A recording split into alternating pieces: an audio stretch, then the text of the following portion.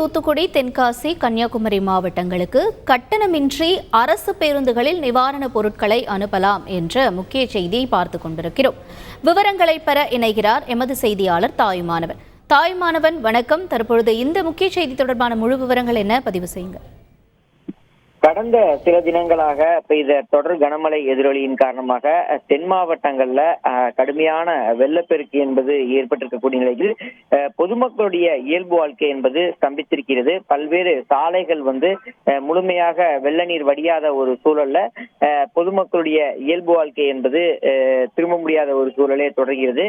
இந்த நிலையில்தான் பொதுமக்கள் மற்றும் தன்னார்வலர்கள் தமிழகம் முழுவதும் இருந்து நிவாரணப் பொருட்களை பாதிக்கப்பட்ட மக்களுக்கு அனுப்பி வருகிறார்கள். தென் மாவட்ட மக்களுக்கு ஏற்பட்டிருக்கக்கூடிய அந்த வெள்ளம் காரணமாக அன்றாட இயல்பு வாழ்க்கை என்பது பெரிதும் பாதிக்கப்பட்டிருக்கக்கூடிய நிலையில் தமிழக முதலமைச்சர் மு.க.ஸ்டாலின் அவர்களுடைய ஆணைக்கிணங்க தமிழக போக்குவரத்து துறை அமைச்சருடைய அறிவுறுத்தலின்படி அனுப்பக்கூடிய அனைத்து நிவாரணப் பொருட்களும் கட்டணம் வசூலிக்காமல் திருநெல்வேலி, தூத்துக்குடி மற்றும் தென்காசி மற்றும் கன்னியாகுமரி ஆகிய மாவட்ட ஆட்சியர் அலுவலகம் சென்றடைய தமிழகம் முழுவதும் இயக்கப்படக்கூடிய அரசு விரைவு போக்குவரத்து கழக பேருந்துகள்ல இருக்கக்கூடிய சுமை பெட்டிகள் மூலம் இலவசமாக அனுப்ப அனுமதிக்கப்படுகிறார்கள் என்பதை போக்குவரத்து துறையின் சார்பில் அறிவிப்பு என்பது வெளியிடப்பட்டிருக்கிறது.